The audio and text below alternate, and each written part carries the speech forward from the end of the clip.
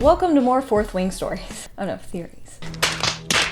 Welcome to more Fourth Wing theories. Briefly, after Iron Flame was released, I made a video of theories and speculations that I found on TikTok going into Onyx Storm, and I've also seen some other theories floating around, some other potential evidence that has backed up things that I thought in the previous video, which is very exciting. If you have not seen it, I will link it somewhere about if you would like to go watch that one first. And I think it is safe to say that if you have not read Fourth Wing and Iron Flame all the way to the end, you need to read those before you come back. Let's get into theory one. And that is actually something that's sort of affirmed-ish. Overall, we're gonna learn more about Violet's dad. You guys, I just got home from meeting Rebecca Yarros. She also spilled that we are going to learn a lot more about Violet's dad, which I'm super excited about. If she pulls another Brennan on us, I don't know what I'm gonna do about that.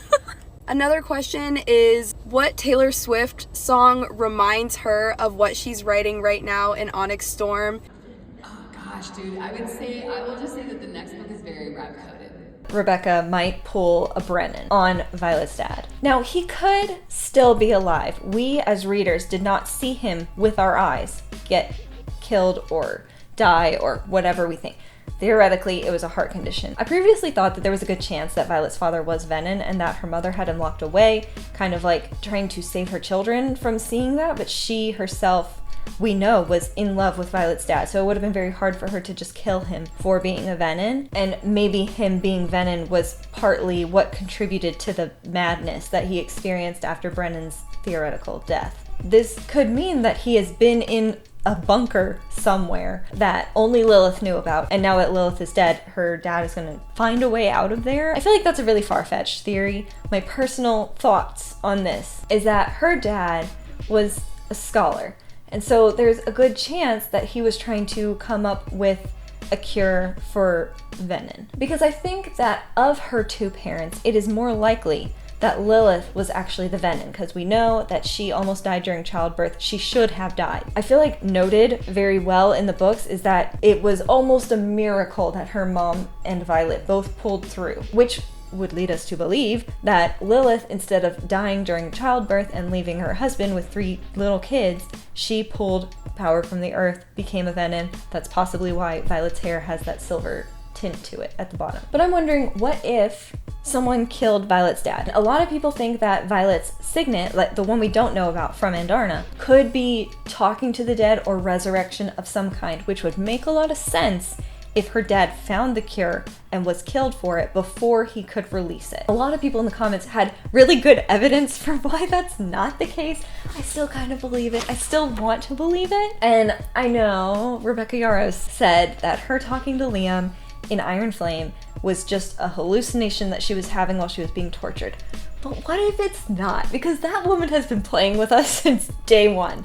And so I feel like she could just say that and then later be like, I meant it was a hallucination that she used her signet to have. And I've seen some people say distance wielding, because Rebecca told us that we've already seen her use her second signet. We just don't know, like it wasn't very specifically pointed out to us. So a lot of people are thinking distance wielder because there is that one scene where she is moving incredibly fast and we're thinking that she's sort of jumping while she's moving, which I think could be the case. But I also don't think that's quite cool enough to be Andarna's signet, if that makes sense. Some people think that she is going to be able to use her second signet to enhance the power of people around her, which I think is plausible, sort of acting like a booster for other people, like giving them extra energy to use their signet, which her first signet from Tairn is energy. We've only seen it in lightning. And it would make sense if she's able to boost someone else's signet for her to be able to boost Brennan's power, which is like a healing situation, to heal Xaden, because I think it sort of works for her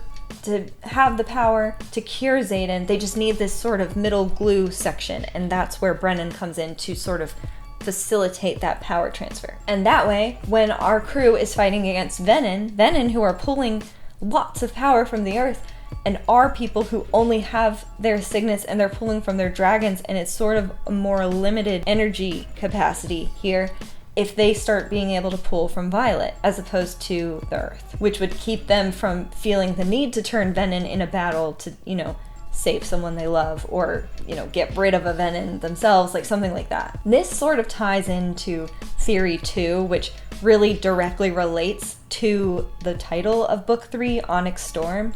I have a couple more theories that I need to talk about. When someone carries an onyx stone with them, it provides them protection and it also strengthens them. What if Violet's second signet is that she can strengthen those around her? What if that's the onyx? So essentially she can strengthen herself and strengthen the people around her and make their signets stronger.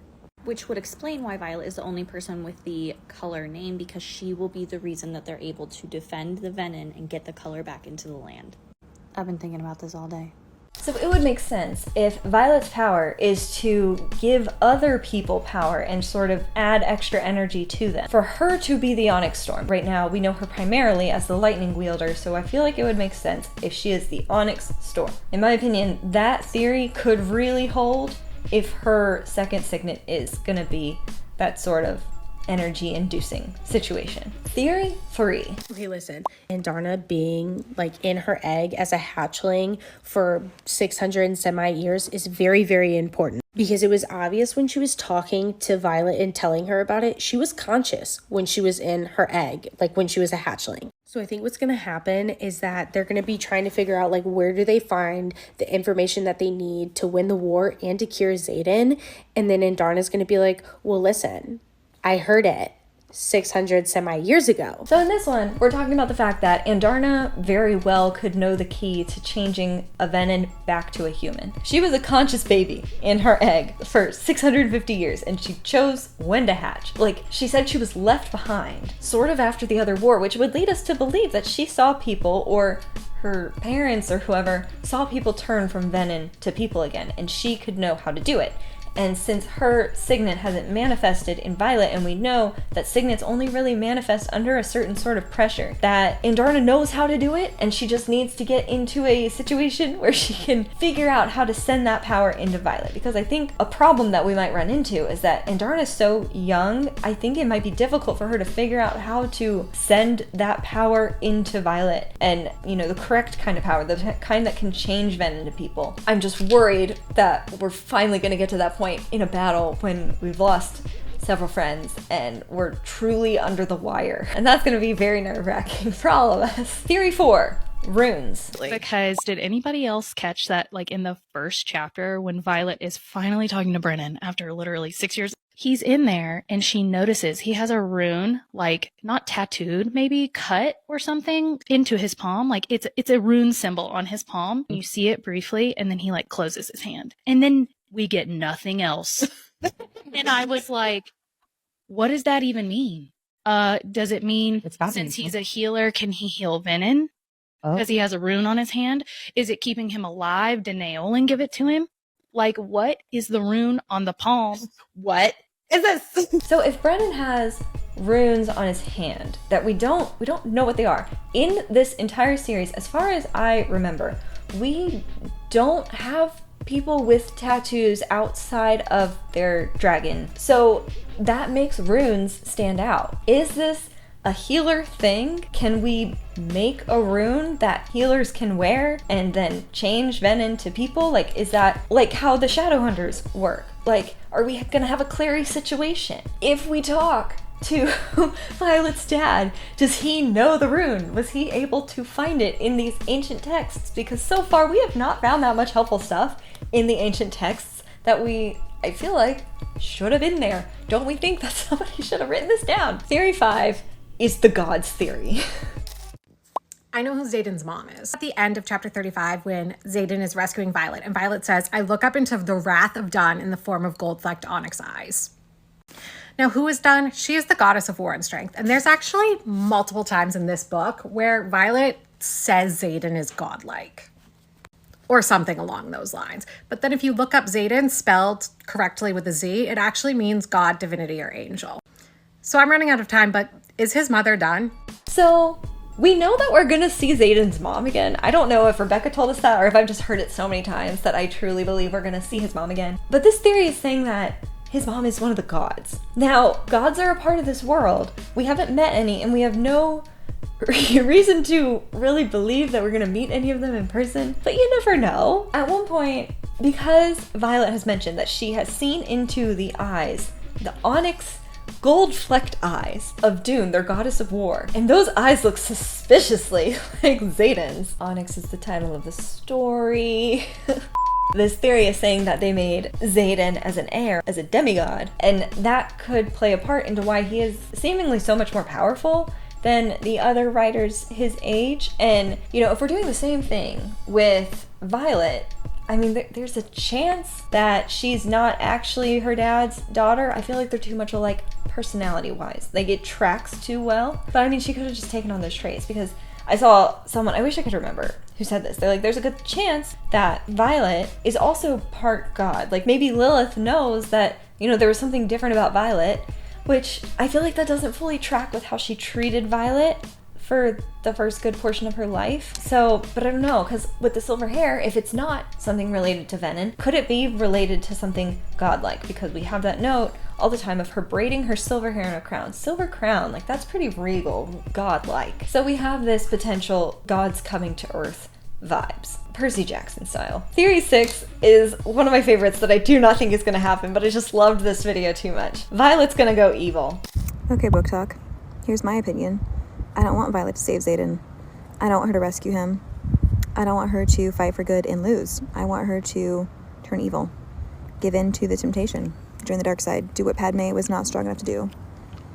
Stay with your man. For better or for worse, you hear me? This is evil, and I kind of love it. But the thing is, Rebecca said that book 3 is like reputation coded. So if Violet's entering her rep era, how better to do it than to just go evil with Xaden? Even if she doesn't go to the dark side, actually, like truly go to the dark side, she very well could go undercover. Is there a way that she could pretend to be a Venom and infiltrate those ranks? She's very good at poison master type of stuff. She could make eye drops to turn her eyes red. Fully believe that one. So I feel like it would be so fun if we go into the Venom nest and Violet sort of plays spy. Like, I think that could be really fun, and I don't put it past Rebecca. She is unhinged enough to do this. She messes with us all the time. I could see this being a very fun way for this to go. It could also be really sad, but it could be really fun. Theory 7 is Xaden is going to go mad as a Venom.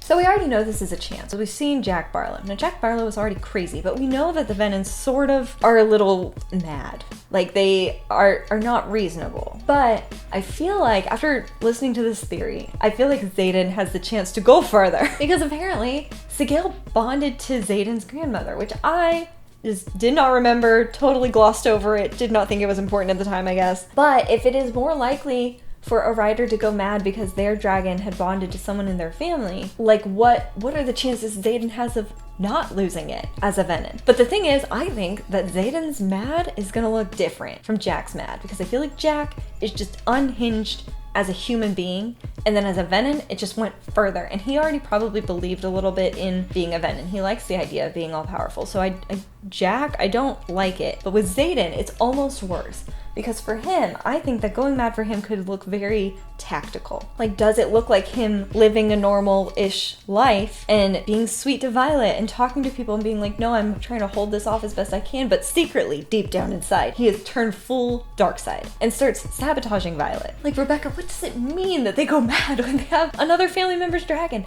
It's not like they're bloodbound. It's not like incest. I don't understand, Rebecca.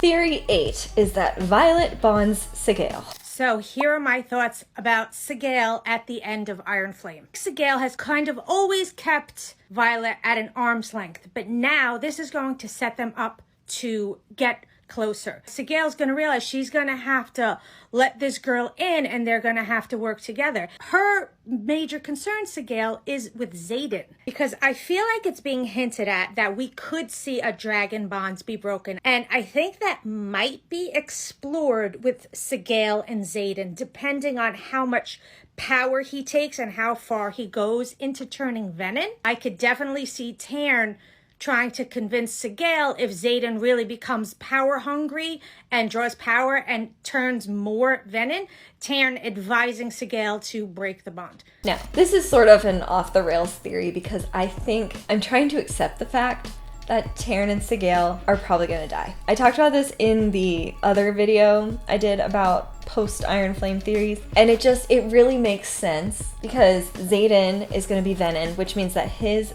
bond for power doesn't necessarily come from Sgaeyl anymore. It comes from the earth. So this bond between him and Sgaeyl, it's still holding right now. Like, Sgaeyl hasn't let it go. She has the right to break the bond, but she hasn't done it yet. But I think that over time it will decay, is my understanding of how that works.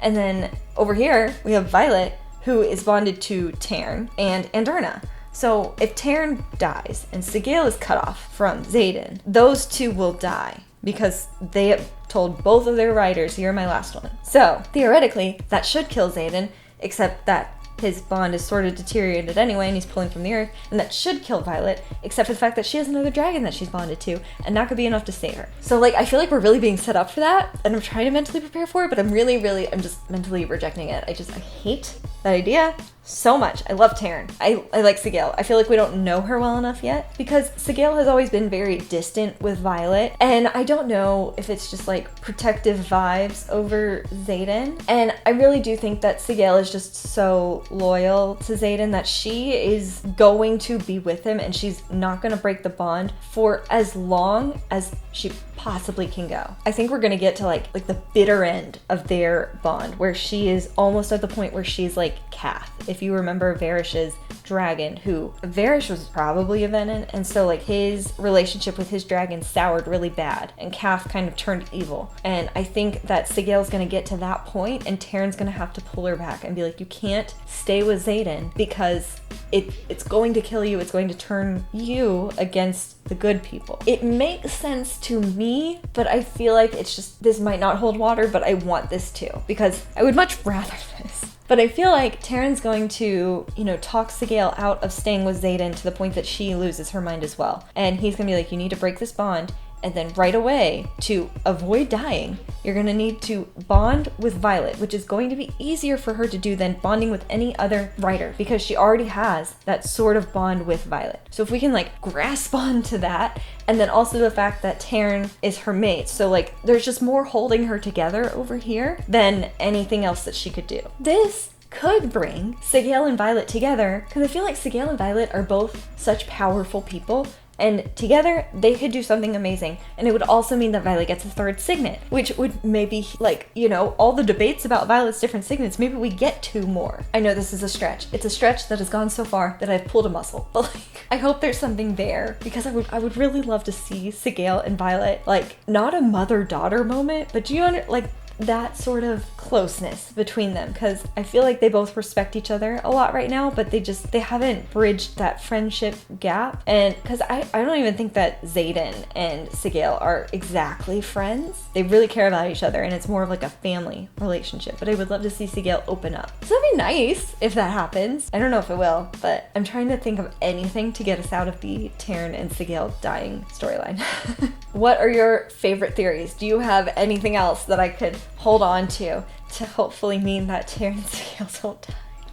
Because I could really use something to hold on to about that. It makes me so upset. You have to laugh through the pain. Please like this video if you liked it. Click subscribe if you want to talk about more book stuff. My name's Katelyn. Thanks for watching. Bye.